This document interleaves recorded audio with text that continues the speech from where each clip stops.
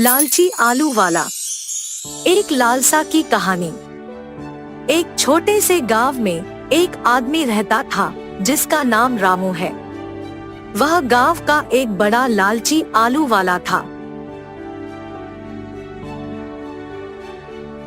उसका सपना था कि वह धन कमाए और अमीर बने, चाहे उसके लिए किसी का भला हो या बुरा। वह गांव के सबसे बड़े बाजार में आलू बेचता था और लोगों को चारों ओर से लुभाने की कोशिश करता था।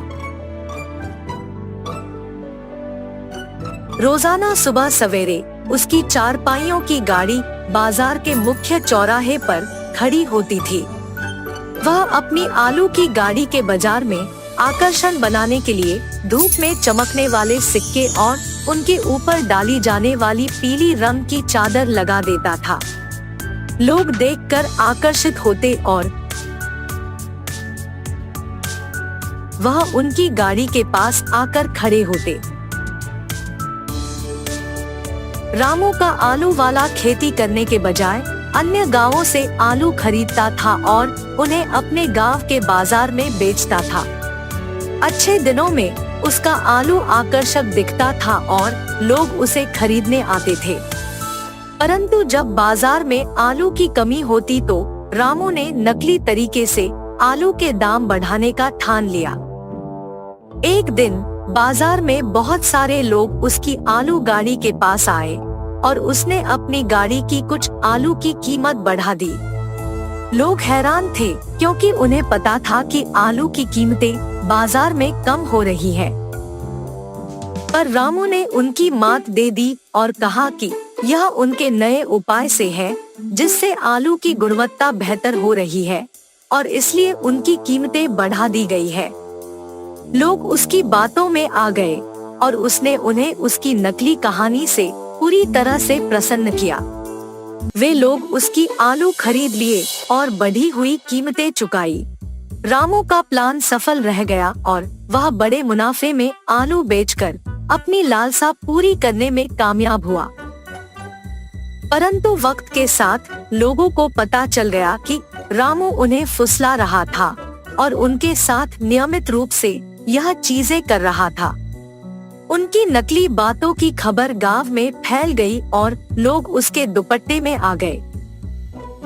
एक दिन बाजार में लोगों ने रामू की गाड़ी को खाली कर दिया और उसके आलू की बजाय उसके लिए पत्थर डाल दिए। लोगों का इतना गुस्सा बढ़ गया था कि वे रामू को उसकी दुकान से बाहर निकाल दिया। रामू की लालसा और अपने लाभ की भूख ने उसको उसके ही जाल में फंसा दिया था। वह लालसा की बादशाही की दिशा में तेजी से बढ़ रहा था, परंतु उसकी बदलती नियत और बर्बादी की दिशा में भी उसकी तेजी से गिरती जा रही थी। यह कहानी हमें यह सिखाती है कि लालसा की बेहद मात्रा से किसी भी व्यक्ति को अपने नकली उद्देश्य में डूबने से बचना चाहिए। गरीबी के बावजूद भी सच्चाई और ईमानदारी से जीने वाले व्यक्ति की कदर की जाती है और उसे सफलता की ओर ले जाने में मदद मिलती है। नंदेश्वर नामक एक गांव में रहता था एक आदमी किशन नामक। किशन सब्जी बेचकर अपनी रोजी रोटी कमाता था।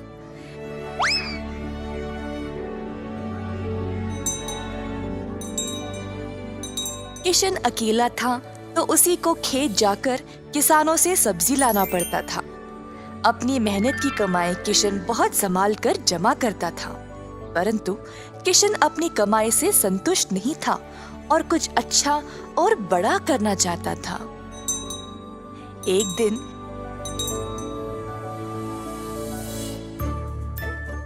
किशन सब्जी बेच रहा था जब एक बूढ़ी महिला अपने सिर पर सब्जी की टोकरी लिए जा रही थी। सब्जी ले लो, सब्जी ले लो। किशन उस बूढ़ी औरत को देखकर हैरान रह गया। ये महिला इतनी उम्र में सब्जी बेच रही है। किशन के सब्जी बेचने से पहले ही बूढ़ी महिला ने घर घर जाकर सब बेच दिया। जब तक किशन पहुंचा, किसी को भी और सब्जी की जरूरत नहीं थी। किशन को बुरा लगा तो उसने सोचा कि वह कल के दिन जल्दी आएगा और कुछ न कुछ बेचेगा।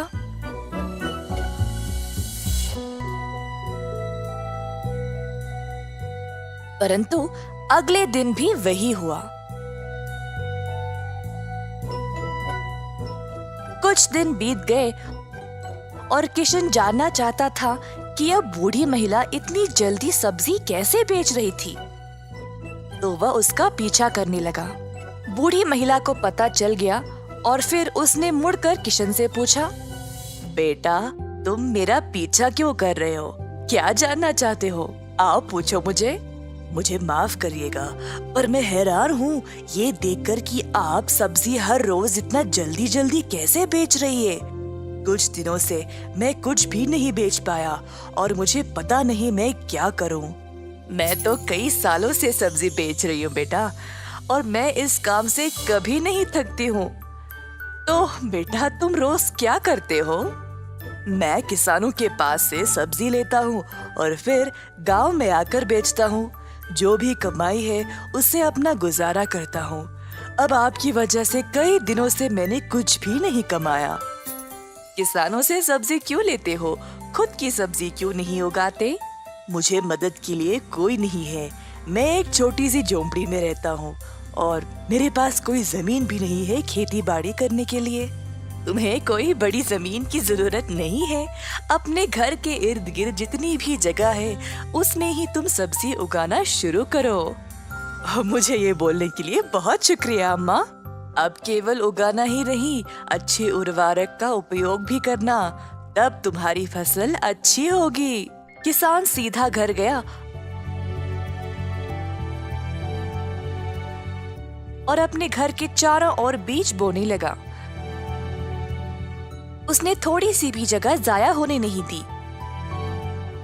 उसने जड़ खाने वाले सब्जियां, झाड़ियां, लताओं को बोया। कुछ हफ्तों बाद उसके सब्जियां अच्छे से उगने लगी। किशन ने उनको उखाड़ा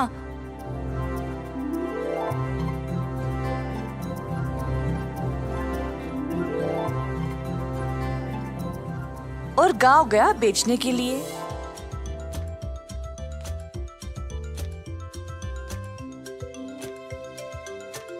दिन पे दिन किशन को और सब्जी उगने लगी। वह अच्छा पैसा कमाने लगा और सब कुछ जमा करके उसने अपने लिए खेती करने एक जमीन का टुकड़ा खरीदा। किशन अब खेती बाड़ी करने लगा और उसकी फसल अच्छी खासी निकलने लगी। जल्द उसने एक सब्जी की दुकान खोल ली, कई तरह के सब्जियों के साथ। गांव के सारे लोगों को किशन की सब्जियां अच्छी लगने लगी और उसी के पास आने लगे सब्जी खरीदने। किशन ने अब नौकर चाकरों को भी काम पे लगाया और अपनी दुकान को और बड़ा कर दिया। एक साल के अंदर ग्राम प्रधान ने देखा कि कैसे किशन ने मेहनत करके अपने आप को खड़ा किया है। उनको किशन बहुत पसंद आया और अपनी बेटी का हाथ किशन को विवाह में दे दिया। किशन के पास अब एक सफल कारोबार, एक सुंदर परिवार और एक अच्छा जीवन था। अतः थोड़ी सी बुद्धि और मेहनत से उसका सपना पूरा हो गया। रावुलपल्ली नामक गांव बहुत बड़ा था। उस गांव के वासी भी बहुत अच्छे लोग थे। अगर किसी चीज का यकीन करते हैं तो वो वही मानते हैं। सुब्बा रेड्डी नामक एक आदमी वहाँ का सब्जी व्यापारी था।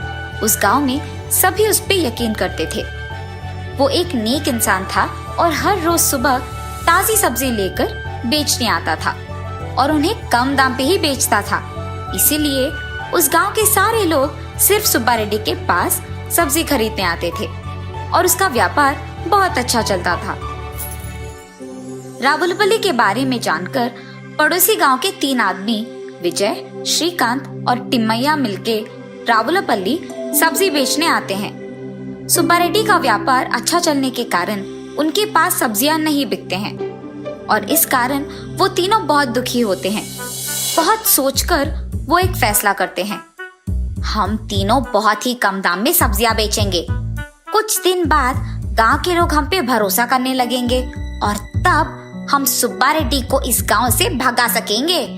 उसके जाने के बाद लोगों को हमारे सिवाय सब्जियां खरीदने कहीं नहीं जा पाएंगे और ठीक उस समय हम हमारे दाम को बढ़ा देंगे।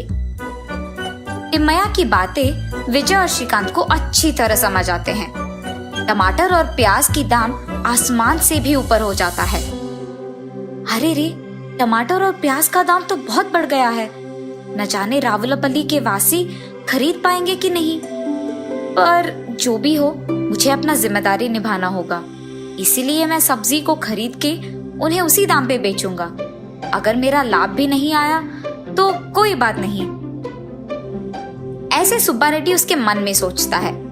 अगले दिन सुबह सभी सब्जी खरीदने सुब्बा रेड्डी के पास आते हैं। उसके मुंह से दाम सुनते ही वो सब चौंक जाते हैं। सुब्बा रेड्डी को पूछने पर वो कहता है, बाहर इससे भी ज्यादा दाम है जी। मैं तो दाम कम करके बेच रहा हूँ। सभी उसी दाम पे सब्जियां खरीदने लगते हैं। इतने में दूसरी तरफ से एक आदमी चलते हुए आता है और कहता है, आपने 1 किलो प्याज कितने में लिया? 70 रुपए। वहां तो 1 किलो 40 रुपए में दे रहे हैं। ये सुनते ही सारे गांव वाले सोचने लगते हैं कि सुब्बा रेड्डी लालची बन गया है और सभी उसके पास जाने के कारण ही उसने अचानक दाम बढ़ा दिया।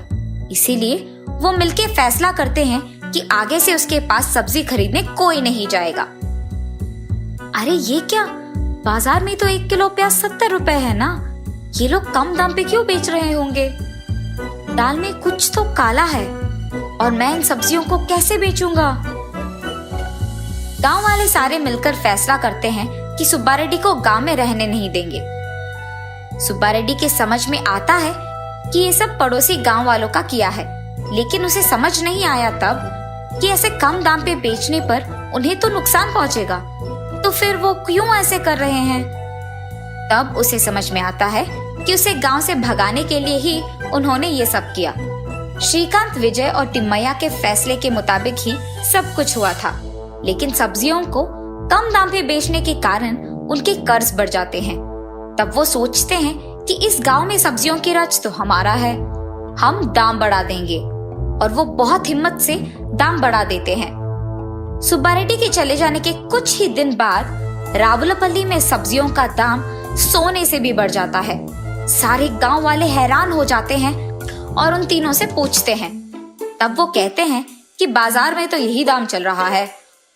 अब गांव वालों को सब्जी खरीदने के लिए डर लग रहा था और उनके पास और कोई चारा भी तो नहीं था। तब गांव वालों को सुब्बा रेड्डी की याद आती है और सोचते हैं कि बेचारे को उसकी गलती के बिना ही हमने गांव छोड़ने बोल दिया। इतने में एक बूढ़ा आदमी सब्जी बेचने उस गांव में आता है और वो सब्जी बहुत कम दाम में बेचता है। बस सारे गांव वाले उसके पास खरीदने आ जाते हैं और उसके पास सब्जियां खत्म भी हो जाते हैं। उस बूढ़े आदमी को सभी रोज उस गांव आने के लिए कहते हैं। ये जानकर श्रीकांत, टिम्मैया और विजय को बहुत गुस्सा आ जाता है। तीनों मिलकर उस बूढ़े आदमी को चेतावनी देते हैं और कहते हैं कि अगर इस गांव में रहना है तो हमारे कहे दाम पे ही सब्जियों को बेचना है, वरना हम तुम्हें यहाँ नहीं आने देंगे। बूढ़ा आदमी अगले दिन आकर आराम से सब्जियों को उसी दाम पे बेचता है। तब सारे गांव वाले उस बूढ़े आदमी से कहते हैं कि तुम्हारे ही जैसा एक आदमी था सुब्बा रेड्डी, वो बहुत अच्छा था। तब वो बूढ़ा आदमी उसका नकाब उतार देता है और सबको पता चलता है कि वो असली में सुब्बा रेड्डी ही था। आश्चर्यचकित होकर सभी उससे पूछते हैं कि ये सब कैसे हुआ, और सुब्बा रेड्डी सभी को सब सच समझा देता है। उसके बाद गांव वाले श्रीकांत, विजय और टिम्मैया को गांव नहीं आने देते हैं। रावलपल्ली की प्रजा को उनकी गलती का एहसास होता है और पहले जैसे बहुत खुशी से जीने लगते हैं। सुबह उठकर वनजाक्षी देखती है कि जहाँ पिछली रात को एक छोटा सा पौधा था, वो अगले दिन एक बड़ा 6 फुट वाला पेड़ बन चुका था। और इतना ही नहीं, उनपे बैंगन पे इतने भरे भरे और 4 गुना बड़े भी उग गए थे। ये देख वनजाक्षी अपनी आंखों का खुद यकीन नहीं कर पा रही थी। पेड़ के पास आकर उसे जांचने लगती है। ये कैसे हुआ? कि मुमकिन कैसे है? कल तक तो ये पौधा था, आज पेड़ कैसे बन गया? वो ऐसे सोच में पड़ गई थी कि इतने में उसकी बेटी वसुंधरा वहां आकर उस पेड़ को देख ऐसे ही चौंक जाती है। कुछ देर बाद वो हार मानकर कुछ बैंगन को लेकर उनका भरता बनाती है। बस वो भरता स्वादिष्ट था। उस स्वाद पे फिदा होकर माँ बेटी दोनों बचे कुछ बैंगनों को उनके आजू बाजू पड़ोसी लोगों में बांट देते हैं। अगले दिन उस बैंगन के स्वाद पे फिदा होकर बार बार वनजाक्षी के घर आकर उनसे बैंगन पूछते हैं। और इतना ही नहीं, जितने बैंगन को कल वो पेड़ से तोड़े थे, उतने ही बैंगन अगले दिन वापस उग गए थे। ये देख माँ बेटी दोनों आश्चर्यचकित हो जाते हैं। तब दोनों फैसला करते हैं कि इन बैंगनों को मुफ्त में नहीं देना है। ये कहकर बेचते हैं कि ये जादुई पेड़ है और इसके बैंगन बहुत स्वादिष्ट हैं। ऐसे वो बैंगन दुगने रेट में बिक जाते हैं। कुछ ही दिनों में इन स्वादिष्ट बैंगनों के बारे में और वो बड़ा सा बैंगन के पेड़ के बारे में इधर उधर बात फैलकर आजू बाजू पड़ोसी शहर तक पहुंच जाता है। इसलिए हर रोज सुबह शुरू होते ही पेड़ में भर के बैंगन उगते थे और उनके लिए लोगों की लाइन लग जाती थी सुबह सुबह, और वो भी वनजाक्षी के घर के बाहर। वनजाक्षी का पैसों का डिब्बा हर रोज पैसों से भर जाता था और ये बहुत साधारण सी चीज होती थी। कुछ ही दिनों में वनजाक्षी का नाम बैंगन से जुड़ गया और सब उसे बैंगन बेचने वाली वनजाक्षी करके बुलाने लग गए। और इतना ही नहीं, वो बहुत कम समय में उस सारे गांव में सबसे अमीर बन जाती है। बड़ी सी बंगला बनवाती है और उस बैंगन के पेड़ के चारों ओर बाड़ लगवा देती है और उस पेड़ के पास एक सिक्योरिटी गार्ड को भी रख लेती है। एक दिन वसुंधरा वनजाक्षी के पास जाकर ऐसे कहती है, माँ, रातों रात एक छोटा सा पौधा इतना बड़ा पेड़ कैसे बन गया? और ऊपर से अगर सारे के सारे बैंगन हमने तोड़ दिया तो भी अगले दिन उनके जगह में उतने ही भर के बैंगन उग जाते हैं। ये कैसे मुमकिन है? अरे हाँ, मैं भी इस चीज के बारे में सोचना भूल गई। चलो जो भी हुआ उनसे हमारा अच्छा ही तो हुआ। अब तो मुझे तुम्हारी शादी की भी कोई फिक्र नहीं है बेटा, ऐसे कहती है। और ठीक तभी वनजाक्षी को एक बात याद आती है। उस समय में जब भी वनजाक्षी के लिए रिश्ते लाते थे तो कुछ भी सेट नहीं होता था। अगर वसुंधरा को लड़का पसंद आ गया तो लड़के वालों को इनका दहेज नहीं पसंद आता था, और अगर लड़के ने वसुंधरा को पसंद कर लिया तो वसुंधरा को वो लड़का पसंद नहीं आता था। ऐसे बहुत सारे रिश्ते देख देख कर वनजाक्षी थक कर ये सोचने लगती है कि शायद उसकी बेटी के कुंडली में कोई दोष है, इसीलिए वो बहुत सारे पूजा पाठ करवाती रहती थी। ऐसे ही एक दिन वो मंदिर में पूजा करवा के घर लौटती रहती है। तब रास्ते में उसे एक बैंगन का टुकड़ा नजर आता है। उसे लेकर वो अपने घर के सामने रख देती है। और कुछ दिन बाद उस जगह में एक छोटा सा पौधा उग गया था। मंदिर जाने से पहले उन बैंगनों को देख वनजाक्षी सोचती है, घर आने के बाद ना इन बैंगनों का एक बहुत अच्छा भरता बनाना है मुझे। यही सोचते हुए वो मंदिर चलती रहती है। रास्ते में वो ऐसे सोचती है, अगर कोई वो बैंगन को लेके गया तो वो फैसला करती है कि जल्दी जल्दी वो मंदिर जाकर भगवान की प्रार्थना करके बाहर आ जाएगी। वापस आते वक्त उसे रास्ते में एक साधु नजर आते हैं। उनके पास जाकर वो ऐसे पूछती है, स्वामी, मैं मेरी बेटी की शादी करवाने के लिए बहुत कोशिश कर रही हूँ, लेकिन नहीं हो रहा है। कृपा करके इसका कोई हल निकाल दीजिए। ठीक है, उस जगह पे बैठकर अपनी पूरी मन से प्रार्थना करो, ऐसे कहते हैं साधु। तब वनजाक्षी उस साधु के सामने बैठकर इसी डर में पड़ी रहती है कि कहीं कोई उस बैंगन को चुरा ना ले। हे भगवान, मेरे घर जाने तक उन बैंगनों को संभाल के रखना, किसी को उसे चुराना नहीं है। इसका प्रार्थना करके वो उठकर साधु के पास जाकर आशीर्वाद दीजिए स्वामी, ऐसे कहती है। तब साधु कहते हैं, जो प्रार्थना तुमने अपने मन से, पूरे मन से किया है, तुम्हें वो हासिल होगा, और वो भी दुगने में। जाओ बेटी। तब जाकर वनजाक्षी को समझ आता है कि हुआ क्या था, और वो वसुंधरा को ये सब समझा देती है। तो तुमने मेरे शादी के बारे में नहीं, बैंगन के बारे में प्रार्थना किया था। हाँ, तुम भी ना, ये कहकर हंस लेती है।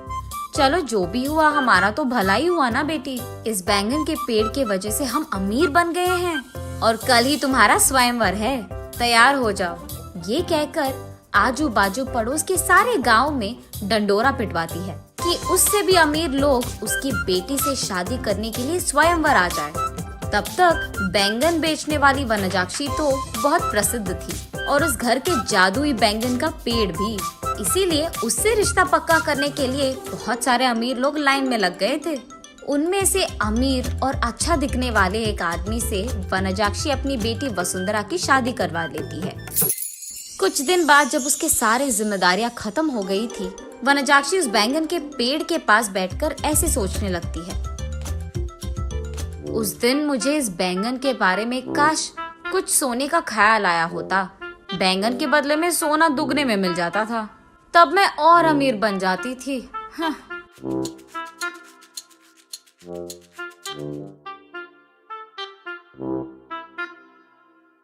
अगले दिन सुबह उठ के देखने पर उस बड़े बैंगन के पेड़ के जगह में वही पुराना वाला छोटा सा पौधा था जो वनजाक्षी ने वहां लगाया था। तब वनजाक्षी को पूरी बात समझ में आती है। आशा करना तो अच्छा ही है, लेकिन लालच करोगे तो निराशा ही मिलेगी।